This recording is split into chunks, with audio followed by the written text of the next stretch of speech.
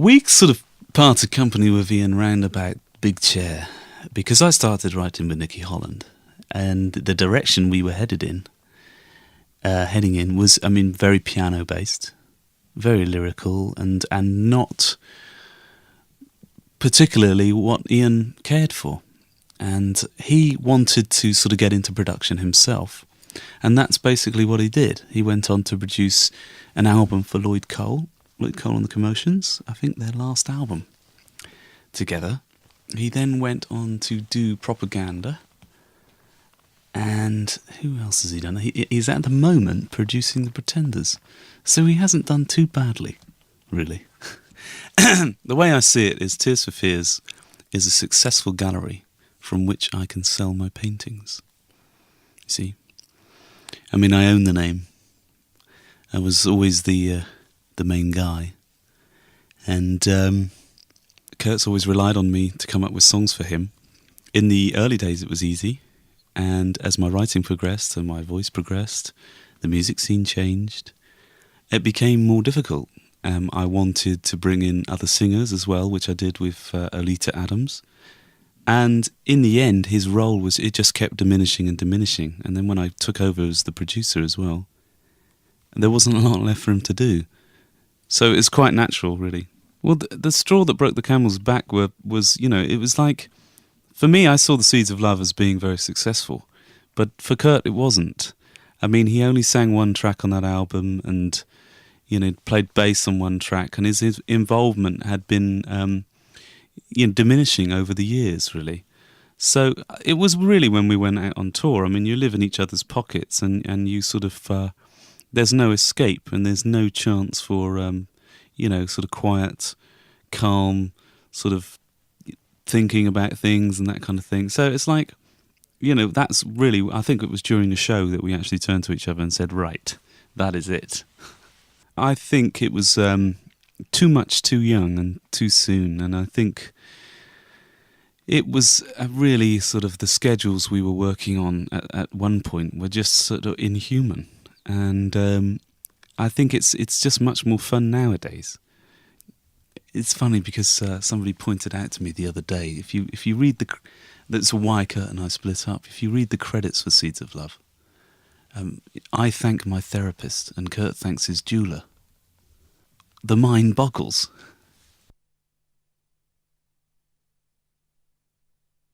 When we did split up, Kurt was the first person to go public and do an interview in New York, and he did.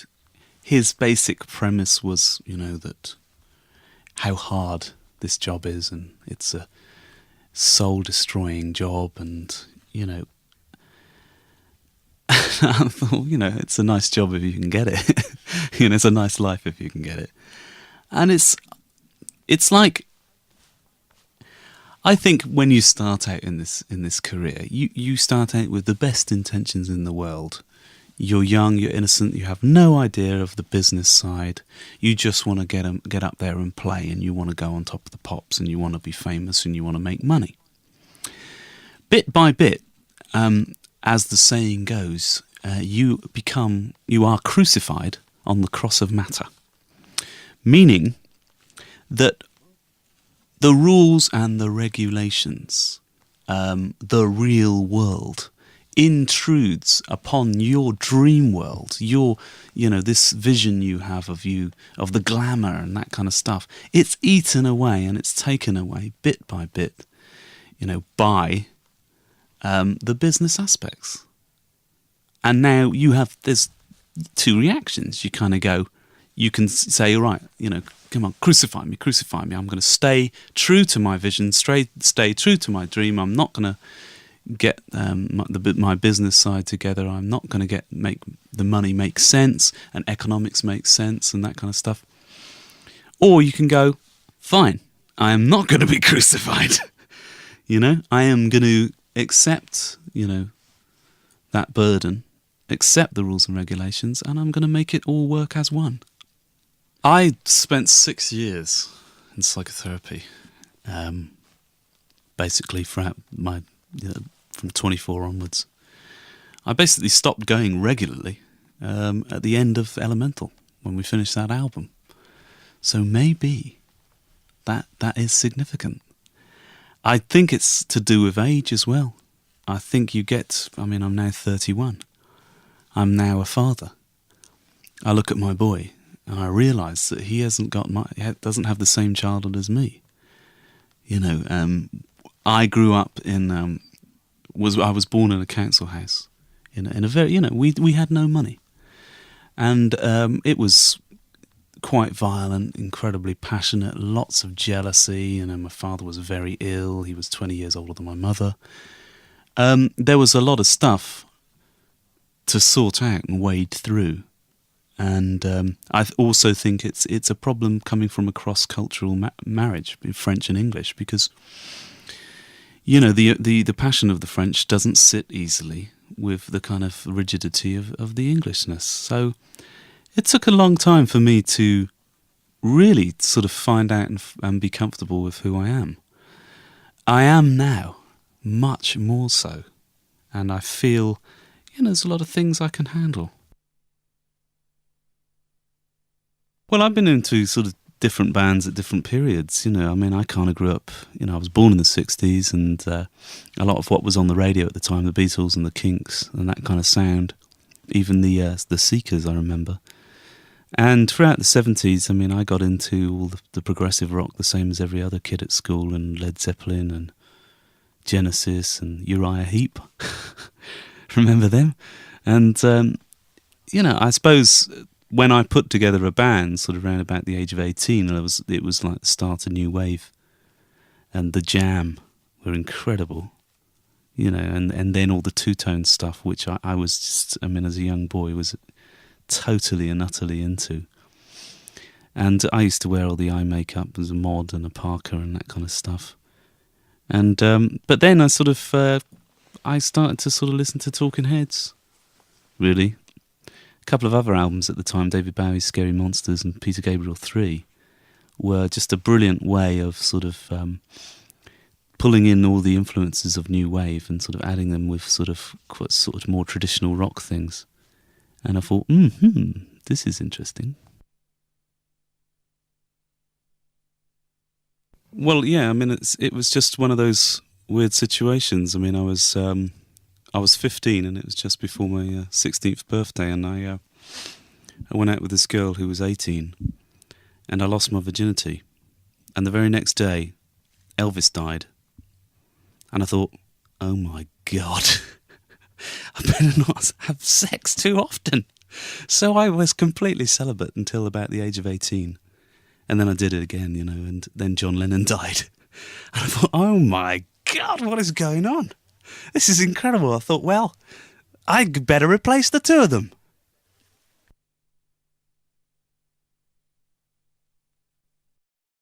Well, I was very fortunate. I came off the road 1990, and I experienced a strange period of calm, because I'm normally obsessing about something or other. And I thought, well, you know, I'd given a lot of people a step up in their careers in the past, so I thought, well, I'm not going to do anything. I'm just going to sort of remain passive and let life bring to me the next chapter. Lo and behold, the next day, I get a phone call from an old friend who played in our touring band called Alan Griffiths.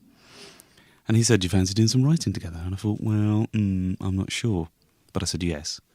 And that was the start of this album. And it was, it was like an explosion. We just got a lot of songs very quickly. And between the two of us, we're both multi-instrumentalists, so between the two of us, we got pretty much everything finished.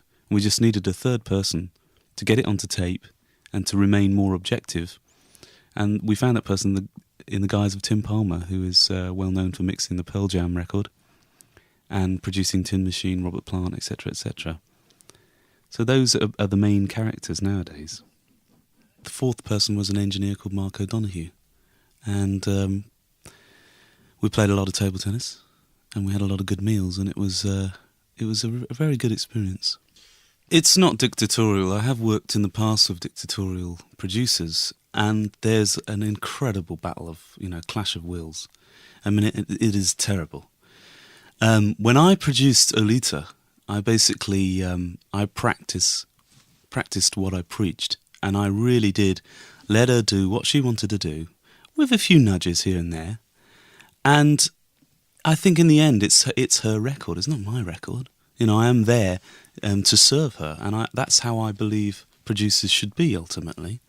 And Tim's like that. I mean, Tim would really have strong opinions on everything, but he would always say, "Look, it's your record. You do what you want to do," and it was great. The team quite often agreed on many subjects, you know, and apart from politics, and but it was myself, Tim, and Alan. If we all agreed on something, we knew it was right. If one of us wasn't sure, then I think we would try and work to a situation where there was total agreement. And I won the table tennis, by the way. Well, it's a much documented story. We were on tour in America and stayed at this hotel in Kansas. We came back after the show, all met up in the bar. That night you had to pay $1.50 to get in because Oleta Adams was playing. And she had a grand piano, and there was a bass player and drummer, both in black tuxedos. She had a ball gown, and it was a white grand piano, and she wasn't tucked away in the corner. I mean, she had a stage, and she was incredibly popular in Kansas when we saw her in 1985. And I was just blown away. I mean, the simplicity of the arrangements and the power of her voice, and most people in the audience were crying. I mean, she was crying, but she had hay fever. You know, we find out later. But it worked, and I sent over someone from the record company, go and see her. He liked her, didn't know how to market her, so it was left at that until I wrote Woman in Chains, 1987, and I thought, aha, get her along, get her involved, and the rest is history.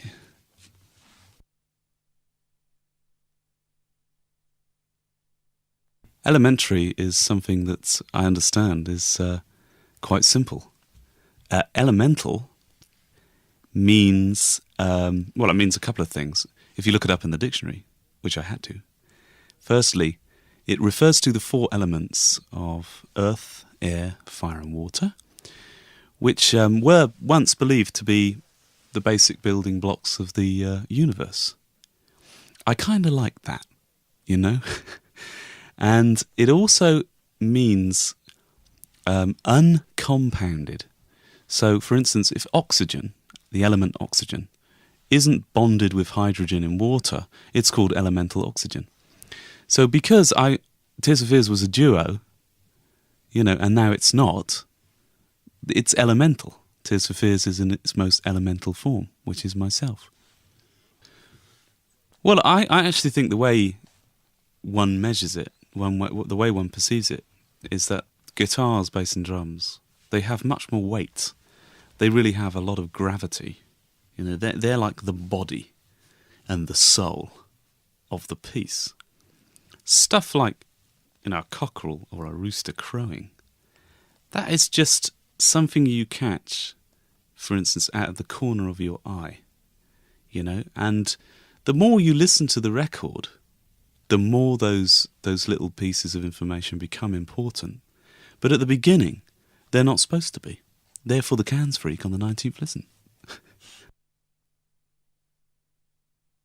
I am fascinated by and very into sort of learning a lot more about the hidden forces behind life. I mean, life isn't something that just happens, you know, by chance, and we all have a will, but there are deeper things that are going on, and I think it's vital that we start to understand them, especially the darker ones, you know, the more how can I put it, dangerous sort of forces, which we kind of used to sort of say was the devil, but unfortunately they are rather human. And violence and aggression and murder and all this stuff that's going on in Bosnia, you know, at the moment, the fact that people can turn very easily into monsters, you know, it's like until we kind of say, okay, that is who we are, I mean, it's always going to happen. I mean, it's like Mario Cuomo, who said that about the recent explosion that happened in New York, that, you know, terrorism isn't the problem. The fact is that America is a violent country, and we have to all admit to that violence which is there. And I guess I feel the same way for everyone. I think there's a terrible tendency to identify with all the good bits in ourselves and reject all the bad bits, and then project them onto other races and other religions and say, you know, it's Saddam that's bad, it's this person that's bad, and then it just erupts. It's out of our control.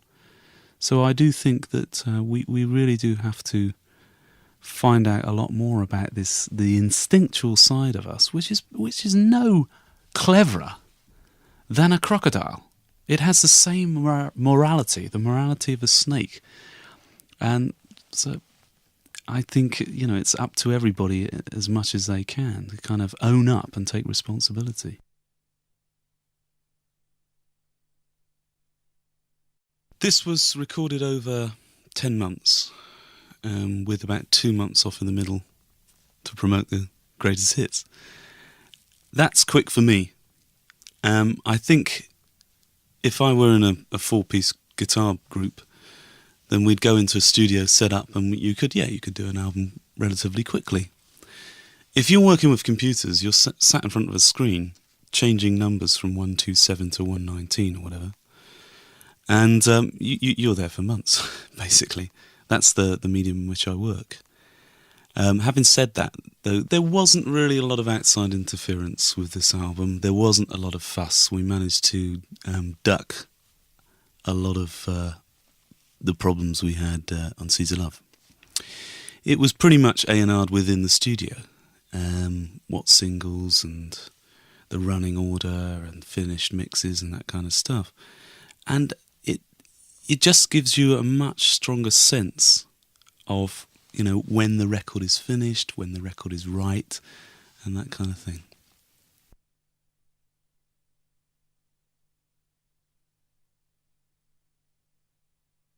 It's a process that it's almost like meditation, I guess. Not that I've ever meditated, so I'm guessing here. But once you set up a rhythm, then you're transported away from everyday life, because the backdrop changes. You then get into it, basically, like just as you do when you're dancing or stuff like that. And what happens is another part of your brain takes over. The part of the brain which isn't really language-based. It works more in sort of intuition and insight and telepathy and feeling and that kind of stuff. Then you just let it speak through you. And it is a little like being possessed at the best of times, you know. It's slightly uncomfortable. You know, it's weird. But you then are left with basically a jumbled piece of information which the more logical side of your brain has to piece together. You know, you need to understand it, or else it would be overwhelming, or else it would be jazz. And so that's what you do. You sort of retranslate for your more sort of for the lower mind, for the lesser brain, basically. And that's you end up with pop music.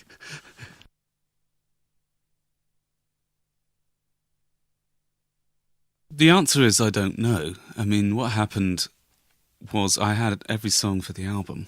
I was aware of where it was heading. And I was aware that it was very up-tempo and quite contemporary. And I thought, well, I'll throw in a different curve. I turned to Al, my songwriting partner, and said, hey, Al, let's write a Beach Boys song. And we did. Now, being someone who likes wordplay, I mean, there's the Van Morrison song Jackie Wilson Said, and I thought Brian Wilson Said was a good title, and then that set me off on the lyric. And it's kind of strange the way it turned out, that it starts with the Beach Boys pop, and then it heads out into jazz, and then it becomes orchestral. And yes, it does describe someone who, you know, maybe isn't of one mind. you know, in the way it evolves. But, you know, like all these things, you know, it's not really about Brian Wilson, it's about myself. It's just, you know, that I used that setting. If you're a creative person, you know, it's a blessing and a curse, you know, because if your mind can be opened to other channels of expression and thought, you know, and other levels of consciousness, as you say, yeah, it becomes tricky. You know, you start to see that there's a little more to life than just what's in front of our nose. And it doesn't surprise me if someone as creative as Brian Wilson, it didn't surprise me that, yes, he would find normal levels of existence difficult.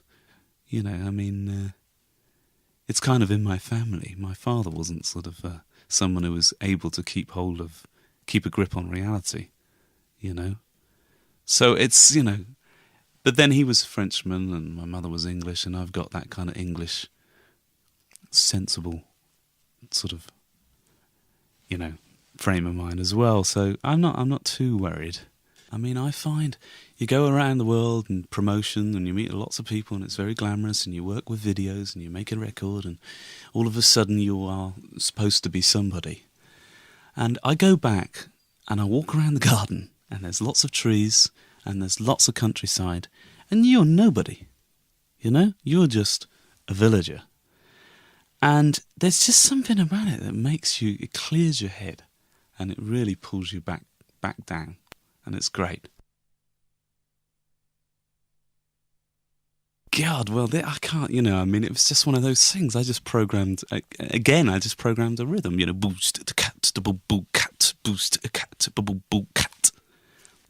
Honestly, it's working with Alan, it's so easy. And he was playing a keyboard, I was playing a keyboard, and I had this sound which was like a big orchestra hit, and I went, boom, boom, boom, boom, boom. And we were off, and we just jammed it. And I must admit, I did have to come up with "It's in the way you're always hiding from" that bit later on, because I knew there was a bit missing. The whole arrangement was extremely eccentric. But you know, it was such a kind of happy song about a difficult subject. You know, it was really fun to do.